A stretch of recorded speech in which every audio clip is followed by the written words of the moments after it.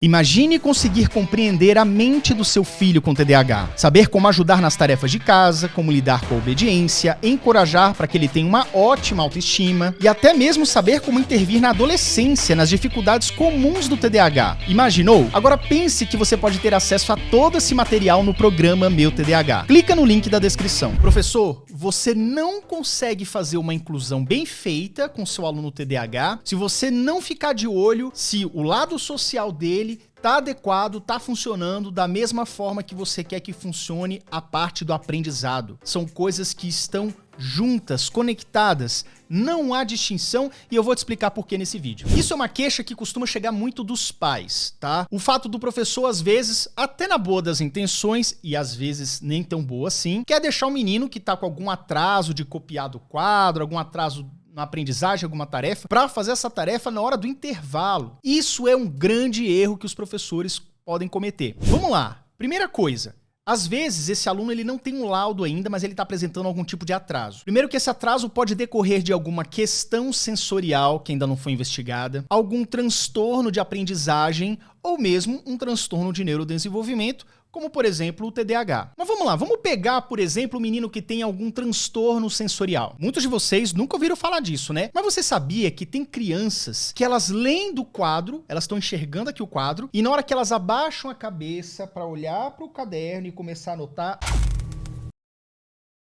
ela simplesmente esqueceu tudo. E não é uma questão de memória, mas uma questão sensorial, que tem a ver com o seu sistema visual. Da mesma forma que crianças que também podem sentir uma certa agonia ao vestir alguma roupa, geralmente se essa roupa tiver algum tipo de etiqueta ali que está incomodando, enfim, coisas que às vezes para você pode não parecer nada, mas para essa criança pode parecer muito. Como por exemplo também questões sensoriais auditivas, que eu não vou esmiuçar aqui, mas entenda que muitas vezes estão acontecendo coisas ali no background que essa criança não sabe explicar, ela sente um incômodo que acha que todo mundo sente e, por conta disso, ela se sente excluída porque ela é a única que é penalizada com esse tipo de atitude. Então, cuidado com isso. Às vezes, um atraso que essa criança tenha pode ser muito mais complexo do que você imagina e necessita de uma intervenção específica para cada caso. Nesse caso, é interessante que os pais levem essa criança, por exemplo, num terapeuta ocupacional, que é o profissional que faz esse tipo de análise. Se a movimentação dela está completa, se o sistema motor, se as formas como ela se interage com o seu espaço ao redor está adequado, está como deveria estar. E aí, veja, você está penalizando uma criança com boas ou não tão boas intenções, porque ela não fez a tarefa, ela vai fazer na hora do intervalo. Mas na hora do intervalo é o horário correto que essa criança tem para aliviar a cabeça, desestressar, descansar um pouco e principalmente socializar. Criança tem recreio não é só para descansar ou para correr, é para fazer a sua socialização. Até porque muitas vezes, principalmente crianças com TDAH, acabam fazendo isso em sala de aula, conversando fora da hora, atrapalhando a turma, atrapalhando o professor também, porque muitas vezes ela tem essa dificuldade de integração e como ela está sendo deixada de lado, inclusive na hora do intervalo, por ela se sentir isolada, ela vai querer fazer amizade o tempo inteiro, vai querer chamar atenção, ser o palhaço da turma.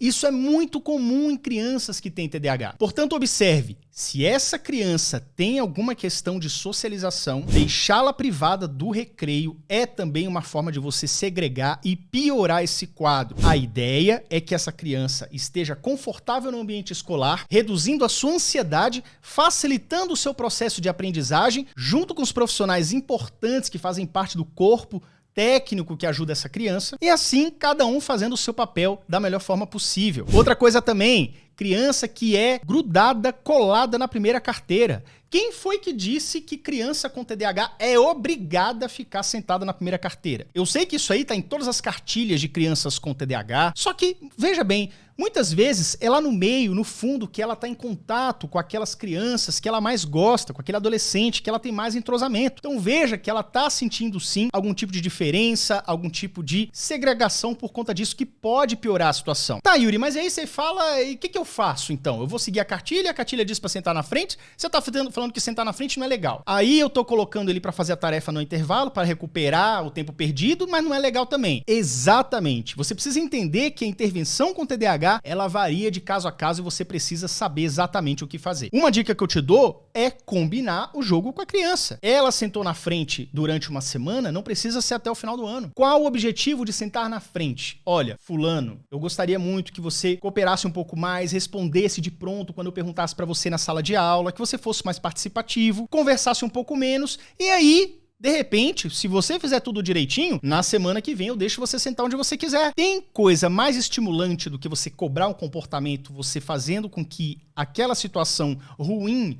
ela tenha um limite desde que a criança ela faça aquele combinado? Não tem nada mais estimulante. E a criança ou adolescente ela vai perceber isso. Obviamente, a sua palavra também tem que ter valor. Se aquele combinado ela não der certo, se a criança voltar para o fundo e voltar a ter o comportamento inadequado, ela volta novamente para a parte da frente, para as primeiras carteiras. Mas é interessante sempre você deixar essa flexibilidade de que sair do castigo de sentar na frente depende do desempenho da criança e também, e aí eu vou ser bem taxativo, negócio de ficar perdendo o recreio para fazer tarefa que não deu conta de fazer, é perverso, é algo que você não leva em consideração as dificuldades individuais da criança, além de privá-la da questão da socialização. Então, professor, existem 1000 maneiras de preparar Neston, invente uma, desde que não seja perder o recreio e ficar para sempre até o final do ano preso na primeira carteira, beleza?